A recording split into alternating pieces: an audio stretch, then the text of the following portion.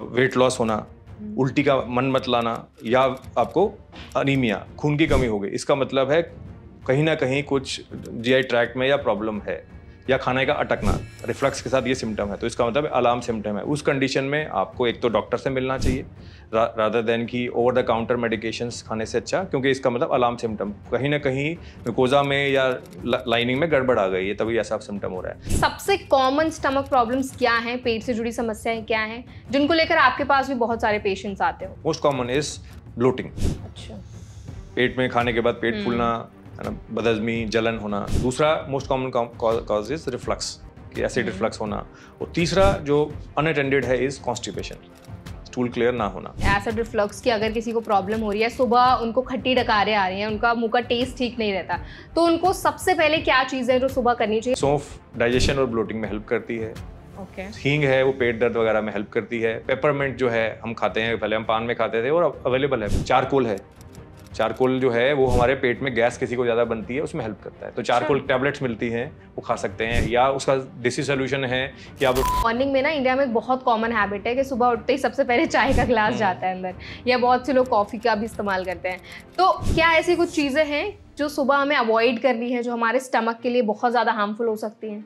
नुकसान ये है कि अगर जैसे ब्लैक टी है, दैट कॉजेज दो चीज़ें। एक तो एसिड बढ़ाता है क्योंकि टैनिन होते हैं उसमें, टैनिन एक केमिकल्स हैं विच इंक्रीज एसिड प्रोडक्शन। दूसरा, तो सुबह में अर्ली मॉर्निंग जूस लेना हमारे स्टमक के लिए हेल्पफुल रहता है, हेल्दी रहता है? कई लोग जिनको कि एसिड रिफ्लक्स या पेट की समस्या है, जलन हो रही है, अगर वो जूस ट्राई करेंगे, जैसे टेंजी हो गया, पाइनएप्पल जूस, एप्पल जूस या नींबू पानी, तो उनसे उनके सिम्टम। बट अगर किसी को ये प्रॉब्लम हो रही है कि उनको बहुत ज़्यादा हैवी फील हो रहा है या उनके पेट में दर्द हो रहा है थोड़ा बहुत, तो इसका क्या मेजर कॉज हो सकता है और कैसे इसको ठीक कर सकते हैं? क्या इमीडिएट स्टेप्स ले सकता है? एक 60 से 70 केजी इंडिविजुअल का कैपेसिटी लगभग 1.5 केजी के 1.5 लीटर स्टमक की कैपेसिटी रहती है। सो आस्ता आस्ता खाएंगे, स्टमक कैन इजिली इंजेस्ट और डाइजेस्ट खाना कर सकता है। लेकिन अगर आप जल्दी खाएंगे या क्वांटिटी हैवी, जैसे पार्टी हो गई ना, साथ में ड्रिंक्स हो गई या पानी हो गया, कोल्ड ड्रिंक हो गया, तो ये चीज़ें क्या करती हैं कि स्टमक की ब्लोटिंग जल्दी कर देती हैं। उस कंडीशन में ये हो सकता है कि पेशेंट हमें कंप्लेंट करेगा कि उल्टी का मन मत लाना हो सकता है। क्योंकि अगर मैं कुछ खाना खाती हूँ तो मुझे पता नहीं चला, मैंने इतनी मल्टीपल चीज़ें खाई, हो सकता है आज मुझे प्रॉब्लम हो रही हो, कल ना हो वो प्रॉब्लम, तो क्या कुछ ऐसे टेस्ट है या कोई ऐसा तरीका, एक ट्रिक है जिससे हम पता कर सकें हमें किस फूड से, पर्टिकुलर आइटम से एलर्जी है? दो चीज़ें हो सकती हैं जीआई में, एक एलर्जी, दूसरा इंटॉलरेंस। एलर्जी मीन्स कि आपको उस चीज़ से एलर्जी है, so when you eat that thing it will cause allergens और आपको प्रॉब्लम होगी। जैसे कई लोग, तो अगर हमें अपने स्टमक की हेल्थ अच्छी रखनी है, हमें स्टमक रिलेटेड जितनी भी प्रॉब्लम्स है उनसे छुटकारा पाना है, तो क्या फास्टिंग का इसमें कोई रोल होता है? आजकल आपने सुना होगा डिटॉक्सिफिकेशन का बहुत ज़्यादा फोकस है। सो आई वुड सजेस्ट कि डेटा ये बोलता है कि आप सिर्फ रेस्ट दे दो। So every 2 to 3 days all your small ball colon की म्यूकोजा रिपेयर हो जाती है, सो इट गोज बैक। 3 से 4 महीने में पूरी की पूरी, जैसे अगर 2-3 दिन में लेयर एक हट जाती है, नई लेयर आ जाती है, जैसे स्किन में तो फास्टेस्ट है 1 day, so gut will take 2-3 days, तो 2-3 days में पूरी की पूरी लेयर ऊपर से चेंज हो जाती है।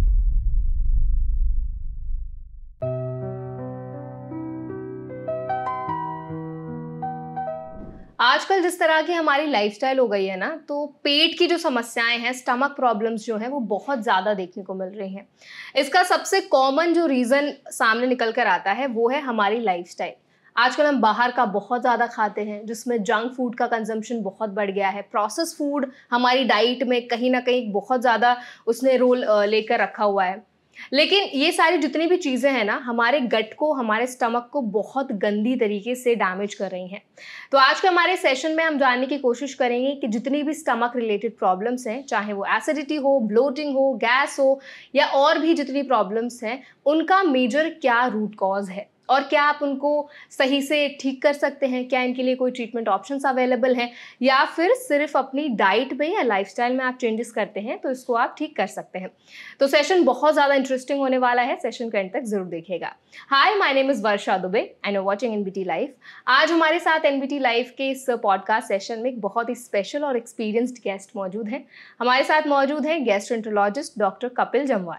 Hello doctor, welcome to NBT live. Thank you Varsha ji, thank you NBT for inviting me. Pleasure doctor. So like I said doctor कि आज के हमारे सेशन में हम बहुत ही कॉमन प्रॉब्लम, और आई थिंक ये ऐसी प्रॉब्लम है जो हमारे देश में कई सारे ऐसे लोग हैं जो इससे फेस करते हैं हर डे टू डे बेसिस पर। तो सबसे पहला सवाल तो मेरा आपसे ही रहेगा कि अक्सर क्या होता है ना, हम जब सुबह उठते हैं तो मुंह का टेस्ट थोड़ा चेंज रहता है कई बार, या पेट में सीने में जलन जैसा महसूस होता है। तो इसका क्या मेजर कॉज हो सकता है? क्या हमारी डाइट का बहुत ज़्यादा इंपॉर्टेंट रोल है इसमें, या जिस तरह की हमारी लाइफस्टाइल हो गई है वो बहुत ज़्यादा कंट्रीब्यूट कर रही है इन सारी चीज़ों में? थैंक यू वर्षा जी, बहुत अच्छा क्वेश्चन है और ये रेलेवेंट भी है आजकल के लाइफस्टाइल और इसको देख के। सो जो आपने पूछा कि मुंह में कड़वा टेस्ट होना सुबह उठते ही, उसमें 2-3 कारण हो सकते हैं। एक तो लोकल कारण मुंह का, जैसे कई लोग माउथ ब्रीदर हैं, मुंह खोल के सोते हैं या मुंह सूख जाता है उनका, उस कारण उनका मुंह सुबह उठ के मुंह का कड़वा टेस्ट हो सकता है। दूसरा जो गैस्ट्रो से रिलेटेड सबसे बड़ा कारण है कि खाना, जैसे हमने खाना रात को अगर लेट खाया, हैवी फूड खाया, ड्रिंक्स वगैरह थोड़ी हो गई, स्मोकिंग हो गई, सो उससे क्या होगा, स्टमक की एम्प्टिंग डिले हो जाती है, जिसको हम बोलते हैं गैस्ट्रोपैरेसिस, टेम्पररी गैस्ट्रोपैरेसिस। उसके कारण जब हम रात को खाते ही लेट जाते हैं तो थोड़ा एसिड रिफ्लक्स या खाना रिफ्लक्स कर सकता है, और जब सुबह उठेंगे तो मुंह में कड़वापन हो सकता है। दूसरा है कि रिफ्लक्स, एसिड रिफ्लक्स की प्रॉब्लम होना, कि पेशेंट का एसिड बन रहा है, बनता तो सबको 1.5 लीटर के आसपास पर डे है, पर जिनका वाल्व ढीला है या लाइफस्टाइल में प्रॉब्लम है, उसके कारण एसिड रिफ्लक्स होके जब हम सीधा लेटते हैं खाना खाने के बाद रात को, तो वो एसिड रिफ्लक्स करेगा, सुबह तक मुंह में कड़वापन का टेस्ट आ सकता है। और तीसरा कारण है सिस्टमिक, जैसे कि किसी को अगर किडनी की शिकायत है तो ब्लड में टॉक्सिन रह सकते हैं, तो यूरेमिया के कारण हो सकता है, या फिर कोई आंतों की विभिन्न प्रॉब्लम के कारण आपको ये प्रॉब्लम फेस कर सकते हैं। ओके, सो डॉक्टर जैसे अभी आपने बहुत सारे रीजंस, बहुत सारे कॉजेज इस प्रॉब्लम के बताए कि क्या क्या मेजर कॉजेज हो सकते हैं। आपने ना रात के खाने पे काफी ज्यादा फोकस किया है, तो अगर मैं आपसे जानना चाहूँ कि रात में ऐसी क्या चीजें हैं जो हमें नहीं खानी है ताकि हमें ये सारी प्रॉब्लम्स ना हो? देखिए, सबसे बड़ा ये होना चाहिए कि एक तो timing of meal, last meal. So अगर मैं 10 बजे सोता हूँ और मैंने 8:30 या 8 बजे से पहले खा लिया, तो मेरे पाचन तंत्र या स्टमक को टाइम मिलेगा डाइजेशन करने का। सपोज मैं सोता 10 बजे और मैंने खाना 9:30 या 9:45 ही खत्म कर दिया, खाते ही लेट गया, उस कंडीशन में क्या होगा कि खाना नहीं पचेगा। प्लस कम्प्लेक्सिटी ऑफ फूड, जैसे कि आपका खाना कम्प्लेक्स ज्यादा है, जैसे कि अगर आप खाओगे हैवी फूड, बाहर का खाना, फैट जिसमें ज्यादा होगा, फाइबर प्रोडक्ट, मिल्क प्रोडक्ट ज्यादा होगा, उसको पचाने के लिए टाइम चाहिए, तो आपको ब्लोटिंग, रिफ्लक्स ज्यादा होगा। अगर आप सादा खाना, जैसे हल्की सी खिचड़ी, दाल, जो हमारा ट्रेडिशनल खाना है, जैसे रोटी हो गई, तो उसको पचाने में कम टाइम चाहिए। पेशेंट्स को सिम्टम या किसी को भी सिम्टम कम होंगे और खाना आराम से पच जाएगा। परफेक्ट। सो डॉक्टर आपने ना दाल की बात की, लेकिन इंडिया में एक ये भी नोशन है कि रात को दाल खा के नहीं सोना चाहिए क्योंकि उससे ना बहुत ज्यादा एसिडिटी बनने लग जाती है, ऐसा भी कुछ होता है? दाल एक ट्रिगर नहीं है, लेकिन हाँ, जैसे कई लोगों को छिलके वाली दाल हो सकती है, रात को राजमा खा लिए, राजमा है, चने हैं, उसके बाद मटर अगर एक्सेसिव क्वांटिटी में है तो उनको बोलते हैं हाई फूड मैप डाइट। तो एक टाइप के कार्बोहाइड्रेट हमारे डाइट में या पॉलीसेकेराइड्स होते हैं जिनको पचाने के लिए टाइम चाहिए। कई लोगों में वो पचाने के लिए ज़्यादा क्षमता चाहिए होती है, जो खाने के बाद ब्लोटिंग की समस्या, तो उसमें सबसे बड़ा मैंने बताया जैसे राजमा, चने, फिर मटर, गोभी, मशरूम, ब्रोकली। सो अगर ये चीज़ें कई लोगों को ज़्यादा ब्लोटिंग या पेट के सिम्टम ज़्यादा करते हैं। अगर उन्होंने खाया होगा तो नॉर्मली जैसे हम कहीं रेस्टोरेंट में चले गए और हमने खाना खा लिया तो मिक्स वेजिटेबल मंगा ली, यही रहेगा। स्नैक्स में भी यही चीज़ें रहती, कॉर्न हो गया। सो उससे ब्लोटिंग कई लोगों को ज़्यादा होता है और उनको लगेगा कि सुबह उठ के सिम्टम और खाना मुंह में ही आ रहा है और खट्टे खट्टे डकार, तो यही कारण है। अच्छा। कॉम्प्लेक्स फूड रात को खाएंगे या आपका पेट आपको बता रहा है ये चीज़ नहीं पच रही है, तो उसमें थोड़ा ध्यान रखना। सो डॉक्टर जैसे आपने बताया शायद ये चीज़ जो है वो पर्सन टू पर्सन भी बहुत ज़्यादा डिपेंड करती है, किसी को कोई चीज़ सूट करती है तो किसी को वो चीज़ नहीं सूट करती है। लेकिन कई बार क्या होता है, जैसे जितनी भी ये सारी प्रॉब्लम्स हैं, एसिड रिफ्लक्स की अगर किसी को प्रॉब्लम हो रही है, सुबह उनको खट्टी डकारें आ रही हैं, उनका मुंह का टेस्ट ठीक नहीं रहता, तो उनको सबसे पहले क्या चीज़ है जो सुबह करनी चाहिए ताकि ये जो चीज़ उनको जो प्रॉब्लम हो रही है खट्टी डकारों की या मुँह का टेस्ट खराब है, वो कहीं ना कहीं उससे आराम मिल जाए उनको? देखिए, अगर प्रॉब्लम टेम्पररी है, मतलब कि आपने ट्रैवल किया है या रात को कहीं पार्टी हो गई, शादी में चले गए या किसी कारण से लेट नाइट हो गया, अगर कभी कभी हो गया, अमूमन महीने में 1-2 बारी, so that's okay, so that's not doesn't require any attention. और लेकिन अगर आपको प्रॉब्लम कंटिन्यूस है कि आपको महीने में 10 दिन तो ऐसा प्रॉब्लम रहता है कि मुंह में खट्टे डकार ना, जलन हो रही है, उस कंडीशन में, और साथ में अलार्म सिम्टम्स हम जीआई अलार्म सिम्टम बोलते हैं कि आपको खाना, भूख में कमी होना, वेट लॉस होना, उल्टी का मन मत लाना, या आपको अनीमिया, खून की कमी हो गई, इसका मतलब है कहीं ना कहीं कुछ जीआई ट्रैक्ट में या प्रॉब्लम है।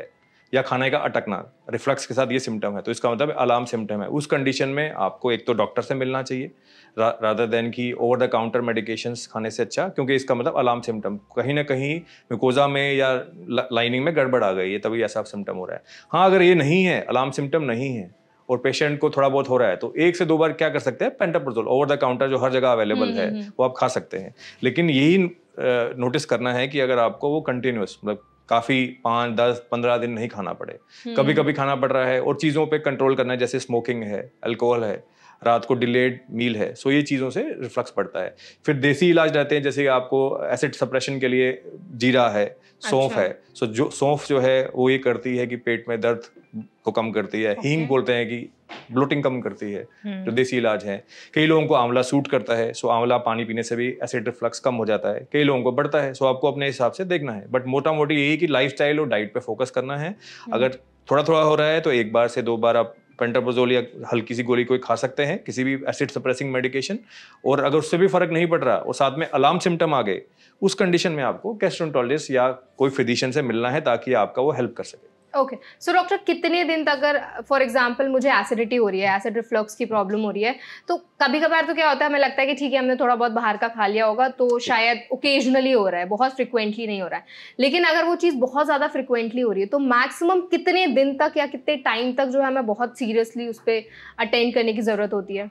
देखिए, अगर अलार्म सिम्टम है फिर तो कोई भी टाइम लाइन नहीं है, जैसे आपका वेट लॉस, खाना वो उसके अलावा अगर हाँ 3 से 4 हफ्ते मान के चल सकते हैं कि आपको अगर सिम्टम चल रहे हैं और आपको इतना लाइफस्टाइल डिस्टर्ब नहीं हो रहा है, जैसे सपोज मुझे रात को जलन हो रही है और मैं सो नहीं पा रहा, तो इसका मतलब है ये ठीक नहीं है। या मैं जब सुबह उठता हूँ जलन के कारण मैं खाना ही नहीं खा पा रहा, है ना। सो उस कंडीशन में अगर वो इतना ज़्यादा हो गया और आपका खाना पीना कम होना शुरू हो जाए, खाना खाने का मन ना करे, किसी चीज़ में आपको ऑफिस में डर लगे कि खाने से पहले, जैसे हमारे पास पेशेंट आते हैं कि हम खाना खाने से पहले डर लग रहा है कि कहीं एसिडिटी रिफ्लक्स ना हो जाए, उस कंडीशन में डर नहीं आना चाहिए। कभी कभी हो सकता है जैसे आपका अनपचा हो गया, है ना, बदहजमी जिसको बोलते हैं, वो हो सकता है, वो टेम्पररी कभी कभी हो गया। लेकिन अगर वो कंटिन्यूस रह रहा है, मान के चलिए 2 से 3 हफ्ता तो मिनिमम है कि अगर उसके बाद हो रहा है तो you require a consultation with a specialist. So doctor, I think हम काफ़ी ज़्यादा सोल्यूशन बेस्ड बातें कर रहे हैं, बहुत ज़्यादा आपने रेमेडीज़ भी बताई कि अगर ऐसी कोई प्रॉब्लम होती है तो क्या क्या स्टेप्स लेने की ज़रूरत होती है। अगर हम सुबह उठने की बात करें, मॉर्निंग में ना इंडिया में एक बहुत कॉमन हैबिट है कि सुबह उठते ही सबसे पहले चाय का ग्लास जाता है अंदर, या बहुत से लोग कॉफ़ी का भी इस्तेमाल करते हैं। तो क्या ऐसी कुछ चीज़ें हैं जो सुबह हमें अवॉइड करनी है, जो हमारे स्टमक के लिए बहुत ज़्यादा हार्मफुल हो सकती हैं? देखिए, चाय पीना हमारा कल्चर है, so we have a culture of taking tea. Some people require bed tea, some people require even जैसे ऑफिस जाने से पहले, कहीं बार काम शुरू करने से पहले है। सो अगर चाय में फायदा भी है, नुकसान भी है। नुकसान मैं शुरू करूंगा क्योंकि आपने पर्पस तो वही है। नुकसान ये है कि अगर जैसे ब्लैक टी है, दैट कॉजेज 2 चीजें। एक तो एसिड बढ़ाता है क्योंकि टैनिन होते हैं उसमें, टैनिन एक केमिकल्स हैं विच इंक्रीज एसिड प्रोडक्शन। दूसरा, it will relax the lower oesophageal sphincter, जो हमारा जंक्शन है फूड पाइप और फूड का स्टमक का, उसको रिलैक्स करता है। तो कई जिनको आगे ही एसिड की समस्या हो रही है, पेट में जलन है, छाती में भारीपन है या जलन है, अगर वो ब्लैक टी या स्ट्रॉन्ग टी पियेंगे उससे प्रॉब्लम बढ़ सकती है। दूसरा ये कि चाय पीने से डायूरेसिस, मतलब कि वो हमारा पेशाब बढ़ाता है। तो अगर हम पानी कम पियेंगे और ब्लैक टी या चाय काफी स्ट्रॉन्ग पी रहे हैं तो डिहाइड्रेशन होने का कारण है, उससे हमें हेडेक बाकी समस्याएं हो सकती है। लेकिन अगर किसी को पेट में समस्या है लेकिन वो चाय पीना चाहता है क्योंकि इसमें कैफीन होती है, वो क्या कर सकते हैं, खाने के साथ ले सकते हैं ताकि उनको सिम्टम थोड़े कम हो जाएं। या लाइट टी ले सकते हैं, जो कि जैसे ग्रीन टी या जिंजर टी, जिसमें कि साथ में पेट के बेनिफिट के लिए भी हेल्प कर पाए। जिंजर जो है वो पेट में डाइजेशन में हेल्प करता है। अगर खाने, जिन पेशेंट्स को या पर्सन्स को पेट में दिक्कत है, जलन वगैरह है, बेटर है कि वो उसको खाने के साथ ले रादर देन की empty stomach as a bed tea ले। ओके, सुबह कई लोग जो होते हैं वो जूस भी लेते हैं, क्योंकि हर किसी का एक हैबिट अलग है। कुछ लोगों को चाय पसंद है तो कुछ लोग जूस लेते हैं। तो सुबह में अर्ली मॉर्निंग जूस लेना हमारे स्टमक के लिए हेल्पफुल रहता है, हेल्दी रहता है, या ये अवॉइड करना चाहिए? देखिए, जिसको सिम्टम नहीं है, मोस्टली 80-90% लोगों को सिम्टम नहीं होगा। सो जूसेस एक बेनिफिशियल है क्योंकि उसमें सुबह सुबह आपको मल्टीविटामिन, इलेक्ट्रोलाइट्स मिल जाएंगे, plus it contains fibre. So ideally it is good and beneficial for everybody जो टॉलरेट कर सकते हैं। सो हाइड्रेशन भी करेगा, आपको इलेक्ट्रोलाइट भी देगा, प्लस आपको विटामिन भी देगा। लेकिन कई लोग जिनको कि एसिड रिफ्लक्स या पेट की समस्या है, जलन हो रही है, अगर वो जूस ट्राई करेंगे, जैसे टेंजी हो गया, पाइनएप्पल जूस, एप्पल जूस या नींबू पानी, तो उनसे उनके सिम्टम बढ़ सकते हैं। अच्छा। सो जिनको सिम्टम नहीं है वो तो आराम से ले सकते हैं, वो मोस्टली जनता को नहीं होते। सो एज अ डिक्टम अगर किसी को जूस लेना पसंद है, अच्छी चीज़ है अगर आपको सूट करता है। ओके। सो डॉक्टर, अब ना मैं आपसे थोड़ा स्टमक प्रॉब्लम्स पे बात करना चाहूंगी कि सबसे कॉमन स्टमक प्रॉब्लम्स क्या हैं, पेट से जुड़ी समस्याएं क्या हैं, जिनको लेकर आपके पास भी बहुत सारे पेशेंट्स आते हो। तो सबसे बड़ा समस्या जो है, जैसे आपने पहले ही क्वेश्चन पूछे शुरू किए थे, सबसे मोस्ट कॉमन इज ब्लोटिंग। अच्छा। पेट में खाने के बाद पेट फूलना, है ना, बदहजमी, जलन होना। दूसरा most common cause is reflux, कि एसिड रिफ्लक्स होना। और तीसरा जो अनअटेंडेड है इज कॉन्स्टिपेशन, स्टूल क्लियर ना होना। सो अगर एक एक करके बात करें तो रिफ्लक्स का सबसे बड़ा कारण लाइफस्टाइल है, ब्लोटिंग का भी सबसे बड़ा लाइफस्टाइल है, और कॉन्स्टिपेशन का भी सबसे कारण बड़ा लाइफस्टाइल है। लेकिन जैसे हमने बाकी दोनों पे बात कर ली, कॉन्स्टिपेशन पे बात नहीं, तो कॉन्स्टिपेशन पे बात करते हैं। कॉन्स्टिपेशन का सबसे बड़ा कारण जो हमारे अभी युवाओं में मानता हूँ 20 से 50 ईयर्स तक। बियॉन्ड 50 ईयर्स भी से कि आप मिडिल एज या और 65-70 के ऊपर आप एल्डरली हो गए। सो 20 to 50 ईयर क्योंकि स्ट्रगलिंग एज है, हमारा सबसे प्रोडक्टिव एज है, उस पर अगर हम इन हेल्दी लाइफस्टाइल में नहीं रहेंगे तो हमारी प्रोडक्टिविटी कम हो जाएगी, हमारा कैरियर प्रोडक्शन कम हो जाएगा, हमारी बाकी चीज़ें भी कम हो जाएंगी। तो इसके सबसे बड़ा जो चीज़ें देखी गई हैं डाइट में, पानी की कमी। सो एटलीस्ट अगर आपको डॉक्टर ने मना नहीं किया है, कुछ कंडीशन हैं जिसमें हम वाटर रिस्ट्रिक्शन करते हैं। जैसे पेशेंट को किडनी की प्रॉब्लम है, उनको बोलते हैं कि एक्सेस से पानी नहीं लेना। दूसरा है किसी को हार्ट की प्रॉब्लम है, सो नॉर्मली वी एक्सपेक्ट कि 20 से 50 साल में ये प्रॉब्लम नहीं होगी। So at least 2 to 3 litres of water should be normal. और अगर आपको पसीना है, या अगर डू फिजिकल एक्टिविटी है, या आप फिजिकल आउटडोर काम कर रहे हैं, तो you lose around 500 ml of water. Insensible losses, जैसे पसीना आ गया, तो उस कंडीशन में आपको वो ऐड करना है। दूसरा जो सबसे कॉमनेस्ट चीज is fibre, addition of fibre to your diet. Fibre किस फॉर्म में हो सकता है, जैसे कि आपकी डाइट में फाइबर है, डाइट में हम मल्टीग्रेन आटा आजकल बहुत चलन में है, मल्टीग्रेन कुकीज हैं, है ना, हाई फाइबर कुकीज हैं। प्लस मैं अपने पेशेंट को रिकमेंड करता हूँ कम से कम एक बाउल ऑफ या एक कटोरी ऑफ सब्जियां और एक कटोरी ऑफ फ्रूट। अब लोग कहते हैं कि सब्जी जो है वो तो हम खा लेंगे, fruit is like a rich mains game, है ना। तो हम ये बोलते हैं जैसे सबसे इजीएस्ट जो सब अवेलेबल है और ज्यादा महंगा नहीं, पपीता इज इजीली अवेलेबल, फाइबर सबसे अच्छा है, पोटेशियम कंटेंट अच्छा है, थोड़े बहुत एंटीऑक्सीडेंट भी है। दूसरा वाटरमेलन, ना महंगा है, आप अच्छा खा सकते हैं, वाटर सोर्स भी अच्छा है, वो कर सकता है। तीसरा डाइट में अगर हम ऐड करें fibre in the sense of कुछ ना कुछ dry fruits. So dry fruits are very rich in antioxidants, fats भी हैं, प्लस फाइबर्स।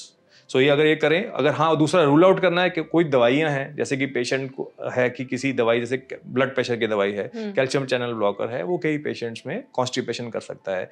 या कई पेशेंट्स में हम देखते हैं कि वो एक्टिविटी बहुत कम है।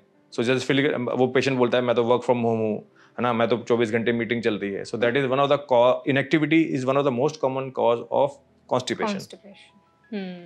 सो डॉक्टर, आई थिंक आपने कॉन्स्टिपेशन को काफी अच्छे से समझा दिया, और मेजर क्या कॉजेज हैं जिस वजह से कॉन्स्टिपेशन की इतनी ज्यादा प्रॉब्लम देखने को मिल रही है।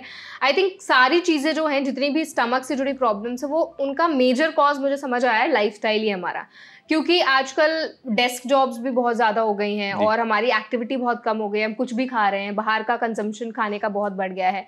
तो ये सारी चीज़ें भी बहुत ज़्यादा कंट्रीब्यूट कर रही हैं, क्योंकि आपने सारी चीज़ें बहुत अच्छे से मेंशन की हैं। अब डॉक्टर, फॉर एग्जांपल कई बार क्या होता है ना, जब हम खाना खाते हैं, तो आपने भी अभी मेंशन किया था कि खाना खाने के बाद ना काफ़ी सारा, कई बार ये होता है कि बहुत हैवी फील होता है, और कुछ लोगों को ना पेट में दर्द भी होने लगता है। तो आप बोल रहे थे बहुत डरते हैं लोग खाना खाने से कि हमें खाना खाने के बाद कहीं प्रॉब्लम ना हो जाए। तो अगर किसी को ये प्रॉब्लम हो रही है कि उनको बहुत ज़्यादा हैवी फील हो रहा है या उनके पेट में दर्द हो रहा है थोड़ा बहुत, तो इसका क्या मेजर कॉज हो सकता है और कैसे इसको ठीक कर सकते हैं, क्या इमीडिएट स्टेप्स ले सकते हैं? अच्छा क्वेश्चन है, क्योंकि मोस्ट कॉमन सिम्टम है। सो अभी जैसे मानसून का सीजन है, तो हम कुछ भी बाहर का खाएंगे, सो इन्फेक्शन होने का चांस बहुत ज़्यादा होता है। सो आजकल हमने देखा है जब से लास्ट 4-5 साल में कि bloating is a most predominant symptom. Bloating मतलब कि खाने के बाद पेशेंट को भारीपन लगा, फूलना लगेगा। सो उस कंडीशन में क्या होता है, वो टेम्परेरी है, 1-2 हफ्ता रहेगा, आस्ता आस्ता पेशेंट डाइट में एडजस्ट करता है, ठीक हो जाएगा। दूसरा कारण हो सकता है कि पेशेंट को जल्दी खाना खाया। अच्छा। जल्दी खाना खाते ही, क्योंकि जल्दी जल्दी खाएगा, हवा ज़्यादा जाएगी और क्वांटिटी जल्दी भर लेता है। हमारे पास स्टमक के बाद अच्छी खासी कैपेसिटी, नॉर्मल 60 से 70 kg इंडिविजुअल का कैपेसिटी लगभग 1.5 kg के 1.5 लीटर स्टमक की कैपेसिटी रहती है। सो आस्ता आस्ता खाएंगे, स्टमक कैन इजिली इंजेस्ट और डाइजेस्ट खाना कर सकता है। लेकिन अगर आप जल्दी खाएंगे या क्वांटिटी हैवी, जैसे पार्टी हो गई है ना, साथ में ड्रिंक्स हो गई या पानी हो गया, कोल्ड ड्रिंक हो गया, तो ये चीजें क्या करती हैं कि स्टमक की ब्लोटिंग जल्दी कर देती हैं। उस कंडीशन में ये हो सकता है कि पेशेंट हमें कंप्लेंट करेगा कि उल्टी का मन मत लाना हो सकता है।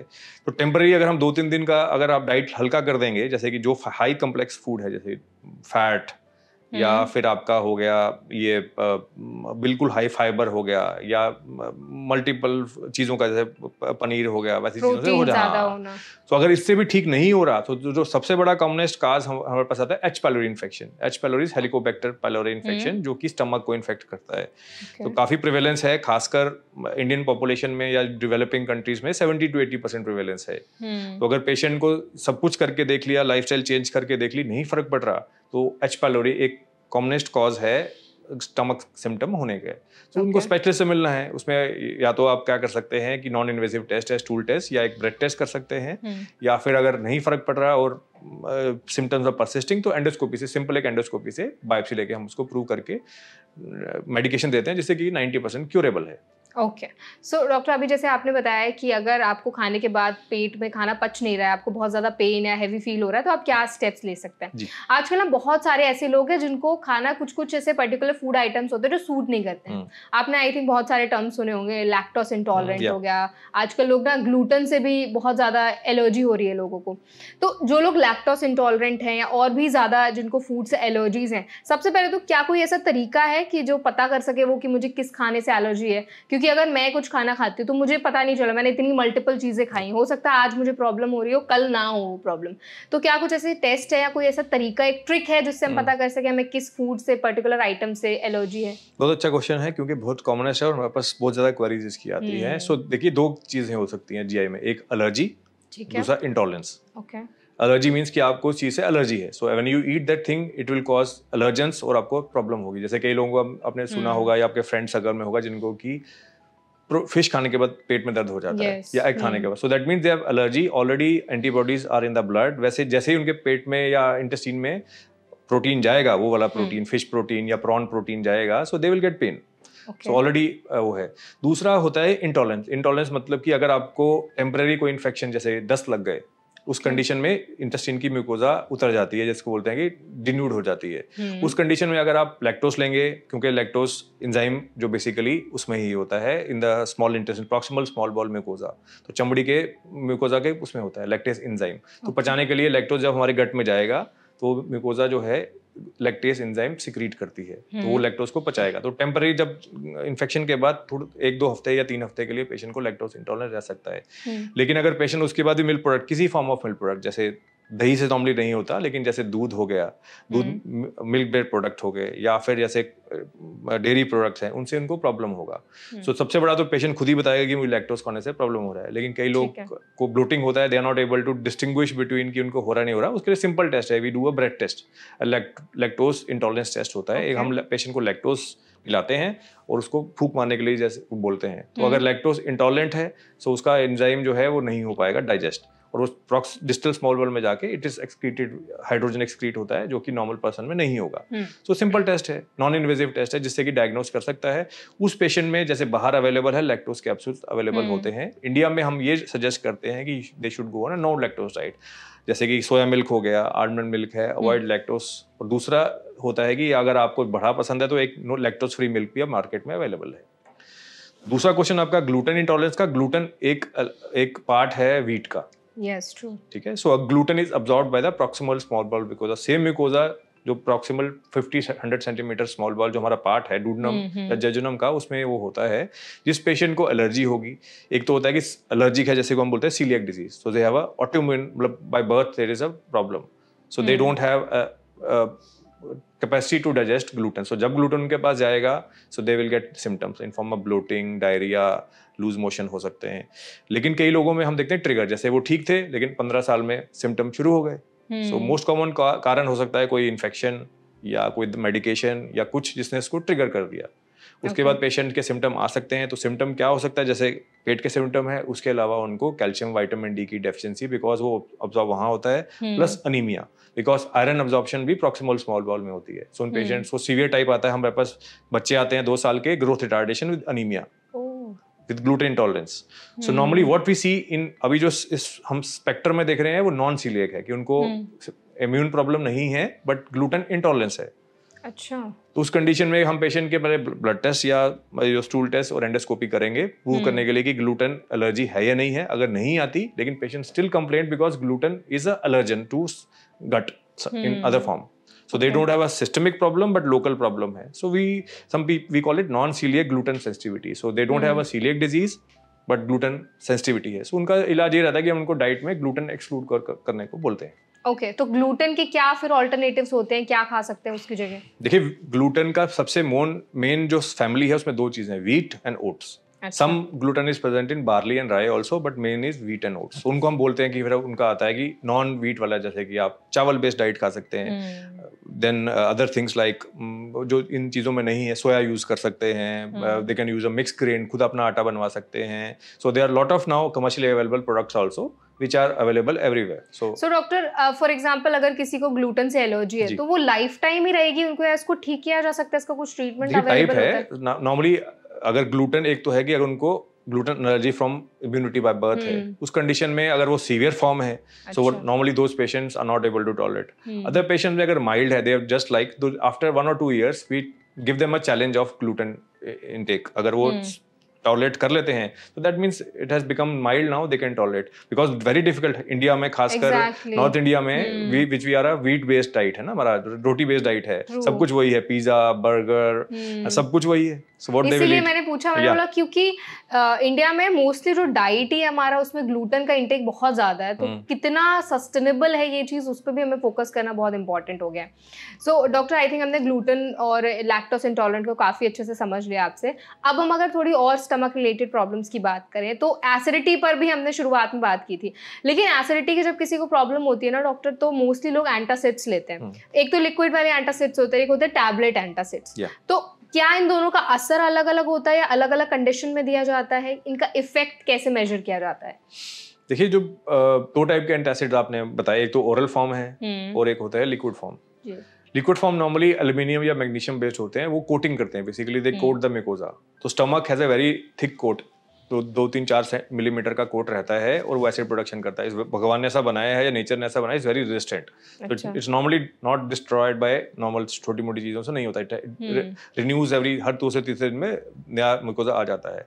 सो अगर हमारे को छोटा मोटा प्रॉब्लम है, जैसे डाइजीन हो गया या हम कोई सुकराल दवाई आ जाती है जिसमें सुकराल फिल सॉल्ट है, so that quotes the mucosa और वो करता है. दूसरी दवाइयां जो एंटासिड जिसको हम बोलते हैं, पहले जनरेशन आती थी हाइड्रोजन रिसेप्टर एंटागोनिस्ट, जैसे कि रेंटिडीन, एसिलॉग जिसको बोलते हैं, बहुत कॉमनली अवेलेबल है. So that is initial generation. उसके बाद आ गया पीपीएच, प्रोटॉन पंप इनहिबिटर्स, ठीक है. और तीसरा आ गया जो उसके बाद अब K2RA मतलब पोटेशियम चैनल ब्लॉकर्स भी आ गए हैं, जो न्यू मेडिकेशंस है. इनका हम इनको जो पहले डेटा था चलता था कि लोग आपने सुना होगा कोई रिलेटिव है या फ्रेंड है वो सालों से 10 साल से 20 साल से खा रहा है, बट लास्ट 10 साल में एक डिकेड में डेटा ये आया है कि we can not use it irrationally. So it has associated side effect. जैसे मेरे पास पेशेंट आया 15 साल से, वो गैस की दवाई खा रहा है, कहता है मैं उसके बिना रह ही नहीं सकता. तो हम कोशिश करते हैं कि रीजन फाइंड आउट करें and we should try to stop it. क्योंकि कोई भी medication it's not life saving medication, it's just to suppress medication. और एसिड जरूरी चाहिए, क्योंकि एसिड जब स्टमक में खाना पहुंचता है तो प्रोटीन डाइजेशन वहीं से स्टार्ट होती है through bye acid only. Also it makes the खाना लेस मतलब कि कॉम्प्लेक्स, तो आसान कर देता है खाने को पचने के लिए छोटी आंत में. अगर एसिड नहीं होगा वही खाना वहां जाएगा, आगे गड़बड़ होगी. दूसरा ये है कि साइड इफेक्ट ये है कि अब अच्छा खासा डेटा है कि अगर हम ज्यादातर पीपीआई खाएंगे, मतलब कि जो पेशेंट 6 महीना, साल, 2 साल से खा रहा है, उनको साइड इफेक्ट होकर कैल्शियम और मैग्नीशियम की अब्जॉर्प्शन में फर्क पड़ सकता है, जो कि आगे जाके बोन की हेल्थ में इफेक्ट डाल सकता है. तो ऑस्टियोपोरोसिस, ऑस्टियोपीना हो सकता है. So that has to be taken care जो पेशेंट खा रहे हैं. दूसरा और इससे बड़ा है कि किडनी पे इफेक्ट डाल सकता है, तो रीनल अब्जॉर्प्शन में फर्क पड़ता है. सो हमारा टारगेट रहता है कि पेशेंट अगर आएगा उसको काउंसिल करके अच्छी तरह 2 से 3 महीने में दवाई बंद हो जानी चाहिए, चाहे वो एसिड रिफ्लक्स की हो. तो आप देखेंगे एच पायलोरी का कोर्स भी 4 से 6 हफ्ते का ही रहता है. कोई भी दवाई इंडेफिनिट नहीं. It's not like a life saving medication like hypertension medication जो कि रिवर्स नहीं हो सकता या कंट्रोल हो सकता है. वैसे डायबिटीज है कि पेशेंट को खानी पड़ेगी लाइफस्टाइल के अलावा. इसमें तो एटलीस्ट लाइफस्टाइल पे अगर फोकस करेंगे तो दवाइयां should be stopped. Okay, so doctor I think आपने लाइफस्टाइल पे बहुत ज़्यादा फोकस किया है कि अगर आप लाइफस्टाइल पे फोकस करेंगे तो दवाइयाँ भी कहीं ना कहीं बंद हो जाएंगी और आप एक हेल्दी लाइफस्टाइल जी पाएंगे. सो अगर हम कुछ और चीज़ों की बात करें, जैसे आपने जितनी भी स्टमक प्रॉब्लम्स थी, एसिडिटी, ब्लोटिंग, गैस, सबको समझा दिया, कॉन्स्टिपेशन पे भी हमने बात की है। कई बार क्या होता है ना, जब आजकल सोशल मीडिया का ज़माना है, हर एक रील में आप अलग अलग तरीके की चीज़ें वायरल होते हुए देखेंगे। फास्टिंग का कल्चर बहुत ज़्यादा आई थिंक वायरल हो चुका है। अलग अलग तरीके के टर्म्स बहुत वायरल होते हैं, इंटरमिटेंट फास्टिंग या बहुत सारे और भी टर्म्स हैं। तो अगर हमें अपने स्टमक की हेल्थ अच्छी रखनी है, हमें स्टमक रिलेटेड जितनी भी प्रॉब्लम्स है उनसे छुटकारा पाना है, तो क्या फास्टिंग का इसमें कोई रोल होता है? जी, बहुत अच्छा क्वेश्चन है, बिकॉज फास्टिंग पे बहुत ज़्यादा क्वेरीज आती हैं और आप बोल सकते हैं इन फैशन भी है, फास्टिंग इज इन फैशन। सो इसमें लास्ट डिकेड में बिटवीन 2015 टू 2020 एक नोबेल प्राइज एक साइंटिस्ट को, जापानीज साइंटिस्ट को मिला था on fasting. So what he did is उन्हें लोअर एनिमल में दिखाया कि फास्टिंग करने वाले का रीजनरेशन बैक्टीरिया का और उसका ज़्यादा होता है, उस पर उनको नोबेल प्राइज भी मिला था।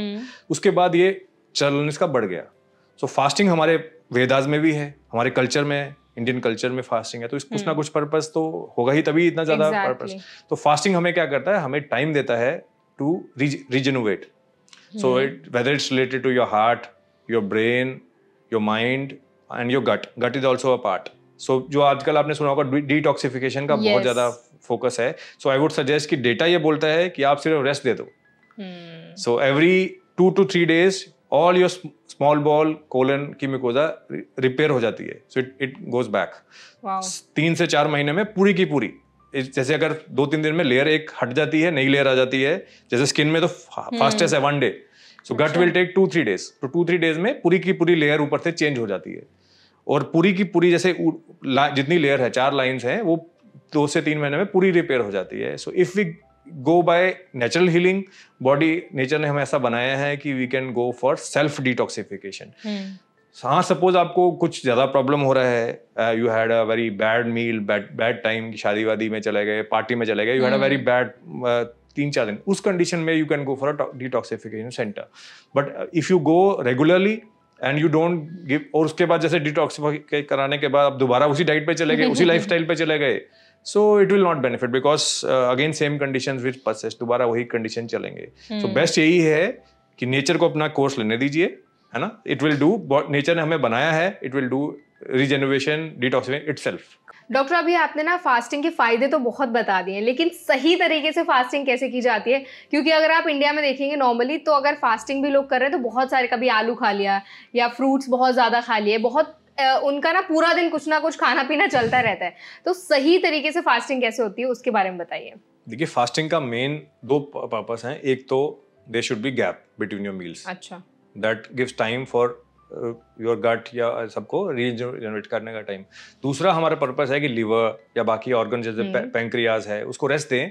ऐसी चीजें ना खाएं जो कि हाई कैलोरी इंटेक है। तो अगर फास्ट हम कर रहे हैं, जैसे सपोज मैंने नवरात्रि का या किसी चीज का फास्ट रखा और उसमें मैंने कैलोरी इंटेक बहुत ज्यादा बढ़ा दिया, जैसे फास्ट मीठा खा लिया, वो खा लिया, तो उस कंडीशन में ना लिवर को रेस्ट मिलेगी, ना आपके पैंक्रियाज को रेस्ट मिलेगी। तो फास्टिंग के 2 पर्पस हैं। एक तो time, they should be timing like which intermittent fasting which you asked previously कि कौन सा है। सो कोई भी कर सकता है 12 to 12 से शुरू करके कि 12 घंटे फास्टिंग का गैप रहेगा आपकी विंडो, 8 to 8, जैसे you had a dinner eight 8, take your breakfast at 8, so that at least gives some time for your body to regenerate. दूसरा metabolic fasting in the sense कि जो high calorie food है, उस तभी कहते हैं कि उसमें आप ORS पीजिए, इलेक्ट्रोलाइट पीजिए, फ्रूट्स खाइए, फाइबर खाइए, तभी पुरखों ने हमारे बताया था, क्योंकि वो लेस कम्प्लेक्स है फॉर गट। सो अगर जैसे आपने फैट खा लिया, परांठे खा लिए या पूड़ियाँ खा ली, सो दैट रिक्वायर्स कम्प्लेक्स, उसमें पेट का, लिवर का और पैंक्रियास का उनको रेस्ट नहीं मिलेगा। तो फास्टिंग से मेटाबॉलिक रेस्ट तो मिले ही नहीं। गट को भी ज्यादा काम करना पड़ेगा अगर आप ज्यादा कम्प्लेक्स खा, क्योंकि उसको इज वेरी सेंसिटिव। जैसे आप पेट में जाएगा हमारा फैट, सो एक सिग्नल जाता है पैंक्रियास, हमारा ऑर्गन है पैंक्रियास, वो उसका काम है कार्बोहाइड्रेट, फैट, प्रोटीन तीनों को अब्सॉर्ब करना। तो उसको सिग्नल आ जाता है, तो वो तो काम ही करता रहेगा। सो अगर आप फास्टिंग कर रहे हैं, दोनों पर्पस से कीजिए, एक तो rest plus metabolic fasting also. Perfect. I think doctor आपने बहुत अच्छे से ये चीज़ और बहुत इंपॉर्टेंट चीज़ हाईलाइट की है कि आपको रेस्ट देना बहुत ज़रूरी है। अगर आप फास्टिंग के टाइम पे भी बहुत खाते रहेंगे तो जो ऑर्गन्स को रेस्ट मिलना था वो नहीं मिल पाएगा। एट लास्ट डॉक्टर, मैं आपसे जानना चाहूँगी कि हमने बहुत ज़्यादा स्टमक पे कॉन्वर्सेशन किया, स्टमक रिलेटेड जितनी भी प्रॉब्लम्स थी उनको हमने डिस्कस किया। आपने साइंस को बहुत अच्छे से हाईलाइट किया कि क्या क्या साइंस जो है वो हमारे स्टमक अगर अपसेट होता है तो क्या साइंस हमारी बॉडी में देखने को मिलते हैं। एट लास्ट कोई ऐसे सुपर फूड्स हैं या कुछ ऐसे अमेजिंग ऐसी कुछ चीज़ें हैं अगर जिनको हम अपने डाइट में शामिल करते हैं तो कहीं ना कहीं हमारी जो स्टमक रिलेटेड जितनी भी प्रॉब्लम्स है, एसिडिटी, ब्लोटिंग, गैस, इंडाइजेशन या कॉन्स्टिपेशन, उनमें हमें बहुत ज़्यादा रिलीफ मिलेगा? एक कुछ छोटी छोटी हैबिट्स। देखिए बहुत अच्छा क्वेश्चन है, क्योंकि मेडिकेशन के अलावा ही सबसे इंपॉर्टेंट है। तो एक सबसे इंपॉर्टेंट जो चीज़ है जो जिस पर हमने डिस्कस नहीं, exercise. So at least bring exercise to your lifestyle. I would suggest जितनी आपकी एज है, suppose my age is 40, so at age of 40 at least I should give 40 minutes a day for at least 5 days. Wow. So if I have मेरे घर में अगर problem है, किसी को हार्ट प्रॉब्लम है, किडनी प्रॉब्लम है, तो इसका मतलब है मुझे एक्सरसाइज के अलावा कार्डियो वाली एक्सरसाइज करनी चाहिए जो रिकमेंडेड है बाय AHA, जो अमेरिकन गाइडलाइंस रहती हैं कि आपको ऐसी एक्सरसाइज करनी है जो कि heart rate at least 1.5 times upper limit बढ़ाए। 5 टाइम्स अ डे, जिसको हार्ट प्रॉब्लम है या कार्डियो को बेनिफिट देना है। बाकी एक्सरसाइज तो पूरी बॉडी को बेनिफिट देगी, जैसे कि आपका हार्ट, लंग, ऑर्गन्स, मसल्स, सबको, स्किन को बेनिफिट देगी एक्सरसाइज। ठीक है, एक्सरसाइज इतना इंपॉर्टेंट है। दूसरा जो है कि डाइट को सादा रखें, क्योंकि कम से कम एक मील जरूर लाइट रखें, है ना। और जैसे कि अगर आप करें कि मैं ब्रेकफास्ट हैवी है, लंच हैवी है, तो at least dinner should be lighter. ठीक है, तो अगर आपका डिनर लाइट है या डिनर हैवी है तो at least breakfast should be light. ठीक है। तीसरा ये है कि at least add fasting to your routine, at least once in a month और वंस इन 2 मंथ। ट्राई तो करके देखिए, क्योंकि आपको पता लगेगा कि कुछ है या नहीं है। कई लोग पेशेंट आते हैं या people come to us, my friends come to me कि we can not do fasting, so you have to try once. So if your body is not aligning, उनको एसिड रिफ्लक्स ज्यादा होता है या एसिडिटी होती है, सो ठीक है, ये body is not aligning. Weight loss के लिए फास्टिंग वर्सेस जो restricted meal is also equivalent. तो अब कई लोग बोलते हैं नहीं, हम नहीं कर पाएंगे। सो डेटा इज गुड इनफ कि अगर आप खाने को भी कम कर देंगे, लेस फ्रीक्वेंट मील्स लेंगे, वो भी इक्वलेंट है वेट लॉस के लिए। बट लेकिन फास्टिंग का मेटाबॉलिक बेनिफिट ज्यादा रहते हैं अभी तक जो साइंस बोल रही है। तीसरा, जैसे हमारे देसी इलाज हैं क्या ना, कि क्या ले सकते हैं, जैसे मैंने बताया कि सौंफ है, सौंफ डाइजेशन और ब्लोटिंग में हेल्प करती है। हींग है, वो पेट दर्द वगैरह में हेल्प करती है। पेपरमिंट जो है हम खाते हैं, पहले हम पान में खाते थे और अवेलेबल है कई एलोपैथिक मेडिकेशंस में भी पेपरमिंट ऐड किया जाता है, जो कि पेट दर्द में हेल्प करता है। पुदीन हरा इज मोस्ट कॉमन जो अवेलेबल है। उसके अलावा जैसे हम देखेंगे कि चारकोल है, चारकोल जो है वो हमारे पेट में गैस किसी को ज्यादा बनती है, उसमें हेल्प करता है। तो चारकोल टैबलेट्स मिलती हैं, वो खा सकते हैं। या उसका देसी सोल्यूशन है कि आप अपनी ब्रेड को या रोटी को बिल्कुल एक्स्ट्रा वो बर्न जैसा ब्लैक करके वो चारकोल जैसा बन सकता है, जो कि हमारे उसमें हेल्प कर सकता है। तो these are the simple things जिसमें कर सकते हैं। प्लस हमें करना है कि एटलीस्ट रेस्ट देनी है गट को। Thank you so much doctor for such an insightful session. I hope जो भी इन्फॉर्मेशन आज आपने हमारी ऑडियंस के साथ शेयर की है वो उनको काफ़ी इंसाइटफुल लगी होगी। और आपने हर एक सेगमेंट पे बहुत अच्छे से बात की है। जितने भी स्टमक रिलेटेड प्रॉब्लम्स थी आपने हर एक को हाईलाइट किया, उनके लिए रेमेडीज़ भी बताएं, ट्रीटमेंट ऑप्शंस भी बताए, और लोगों को क्या क्या चीज़ें जो अपनी लाइफस्टाइल में ऐड करनी है, डूज एंड डोंट्स, उन पर भी बात की। Thank you so much for joining us. Thanks a lot. I hope आज का सेशन आपको हेल्पफुल लगा होगा। अगर सेशन आपको पसंद आया हो तो वीडियो को लाइक करें। कोई सवाल आप हमसे पूछना चाहते हैं तो कमेंट सेक्शन में ज़रूर बताएं। और ऐसे और भी हेल्थ पॉडकास्ट देखने के लिए हमारे चैनल NBT लाइफ को ज़रूर सब्सक्राइब करें।